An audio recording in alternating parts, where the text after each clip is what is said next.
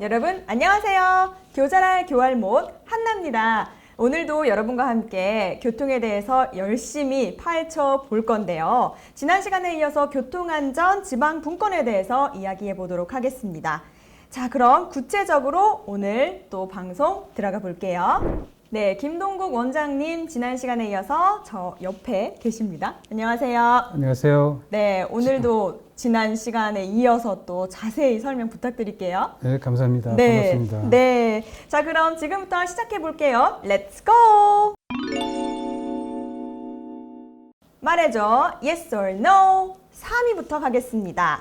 자, 3위는 두구두구두구두구. 우리나라 교통사고 사망률은 점점 줄어들고 있다. 이거는 아닐 것 같아요. 제가 그냥 뉴스를 통해서 듣는 것만으로도 굉장히 사고가 많거든요. 답은 뭔가요, 원장님? 정답은 노입니다. 네, 줄어들지 않죠? 예, 줄어들고 있습니다. 아, 정말요? 네. 줄어들고 있는 네, 거예요? 네, 줄어들고 그럼? 있는데, 네. 그 내용을 보면은 조금 문제점이 있습니다. 왜냐면은, 네.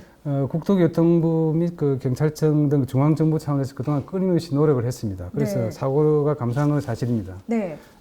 그렇지만은 그 자동차 1만 대당 이제 그 사망자, 이게 이제 OECD 가입국들 대상으로 이제 비교를 하는데요.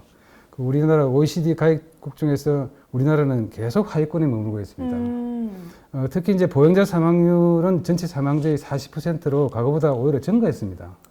그렇군요. OECD 평균의 20%에 한 2배나 되고 있습니다. 네. 그래서 보행자 사망률이 높은 근본 원인은 그 보행로가 확보되지 않는 이제 복잡한 도로에서 그 불법 주정차가 더불어 가지고 보행자의 그 통행이 보호되지 못한 것이 이제 근본 원인으로 보고 있습니다. 그래서 이런 문제를 이제 해결하기 위해서는 이제는 국가가 나서서 교통사고를 감소하는 데 한계가 있다. 그래서 지금부터는 지방자치단체가 나서서 해결해야 될 그런 시점에 와 있다. 이제 네. 그렇게 생각하고 있습니다. 저 근데 지금 좀 헷갈리는 게 사망률이 점점 줄어들고 있다 해서 노였는데 근데 막상 줄어들고 있다고 하셨잖아요. 그러니까 줄어드는 건 맞지만 네. 하위권에 있기 때문에 네. 줄어들었다고 보기는 어렵다. 그러니까 사망자 숫자는 줄어들지만은 네. 그 사망률 1만 명당 그 사망률을 보면은 OECD 가입국 중에서는 계속 하위권에 머물고 있는 거죠. 아, 그렇군요. 예, 네. 과거보다는 조금 덜 하위권이지만은 계속 하위권에 머물고 있는 거죠. 안 돼요. 근본적인 문제가 네. 해결이 안 되다 보니까. 네. 근본적인 근본적인 문제는- 문제가 이제 해결이 이제 됐으면 좋겠네요. 그렇습니다. 그게 네. 이제 지방자치단체가 주관이 돼가지고 주인이 생겨서 딱 이제 하게 되면은 네. 이제 교통사고가 이제 획기적으로 감소가 되는 거죠. 그랬으면 좋겠습니다. 네, 네. 진짜.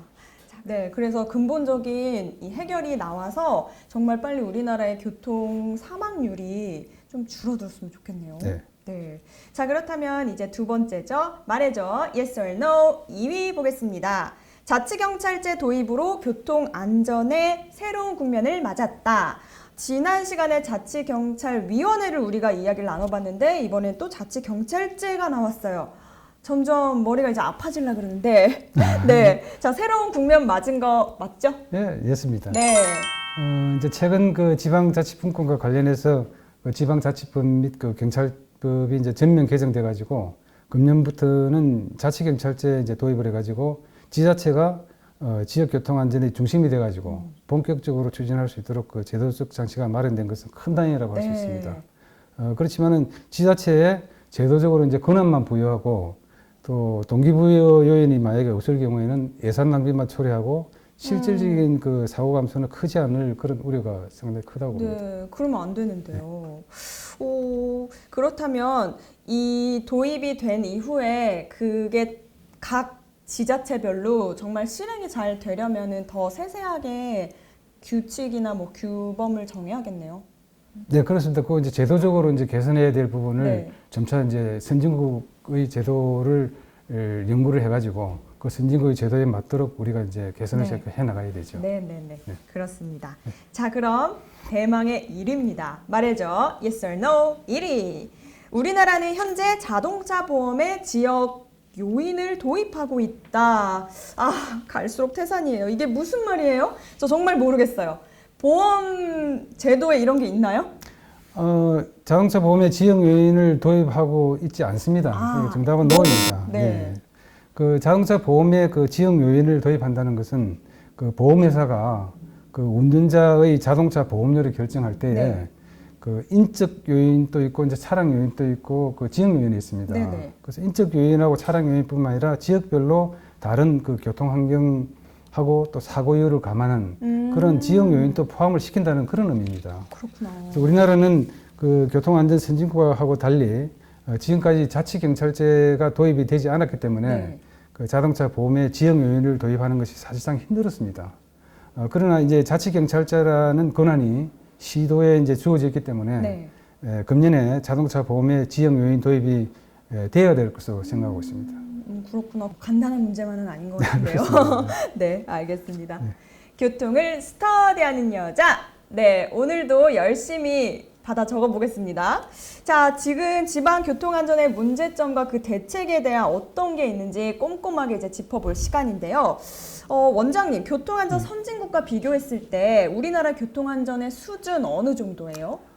우리나라 교통안전 수준은 이제 통상적으로 우리가 그 모든 분야에서 다 하위 수준으로 알고 있는데 그렇지 않습니다. 아, 아니에요? 아닙니다. 네. 이 철도와 항공 분야는 세계 최고 수준입니다.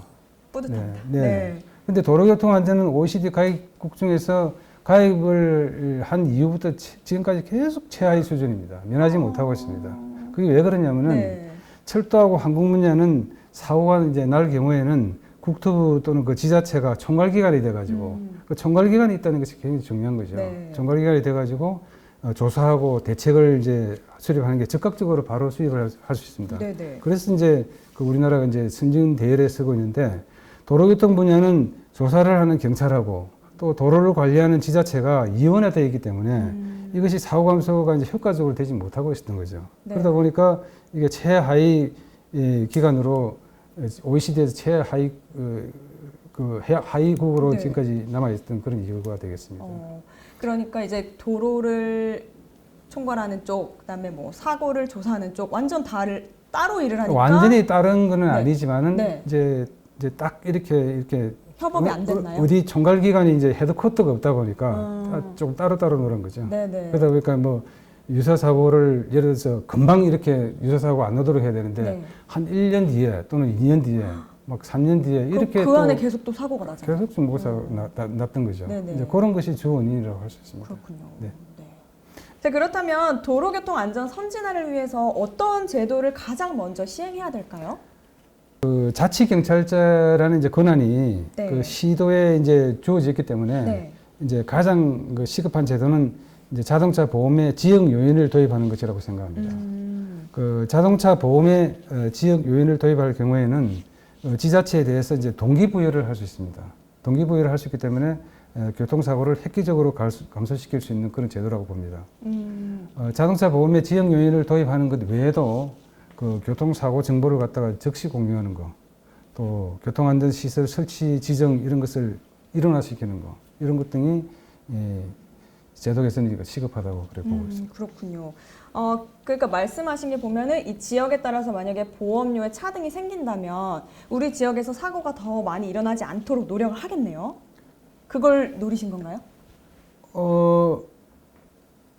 그거보다는 이제 좀 전에 말씀드린 바와 같이 이제 동기부여 요인이 되는 거죠. 네. 그러니까 제도적으로는 그 자치경찰이라는 제도를 만들어 가지고 네. 이제 지자체가 헤드쿼터가 이제 되도록 했지만은 네.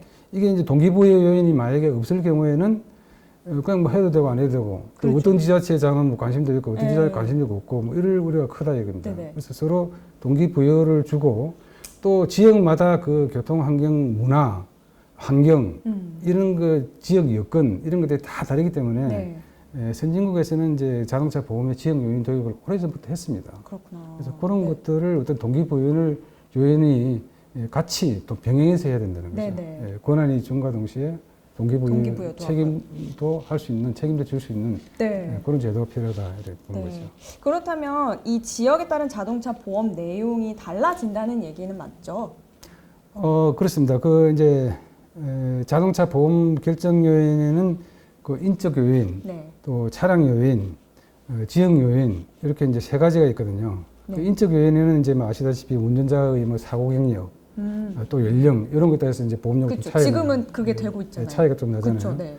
그다음에 또 차량 요인은 뭐냐면 주행거리, 네. 또 차량 모델 이런 것 등에 따라서 또 맞아요. 보험료도 차이가 나잖아요. 블랙박스 있는지 없는지도 그렇습니다. 보고요.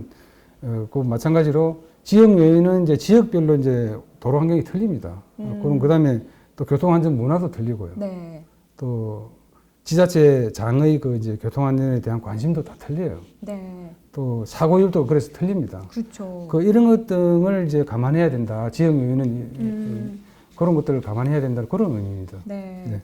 도입 시점 같은 거는 생각을 하고 계신가요?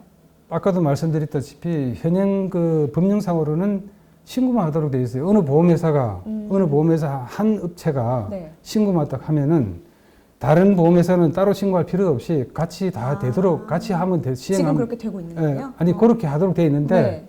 그렇게 간단하게 신고만 하도록 되어 있는데 지금까지 그걸 못한 거죠. 네. 못했던 이유가 아까 말씀드린 바와 같이 반발이. 지자체가 네. 총괄하는 그런 기능도 없었고 네. 또 이제 그 반발을 또 이제 비도심 지역 주민들이 반발을 과거에 했고 네, 네. 그런 것들이 이제 다 변화가 된 거죠. 지금 두 가지가 다 네. 변화되기 때문에 이제는 지역 요인을 도입하는 데 있어 가지고 아무런 반대할 이유가 없다. 이제 이렇게 저는 보는 거죠. 네. 네. 잘 시행이 돼서 정말 우리나라 교통사고율이 좀 많이 줄었으면 좋겠어요. 네.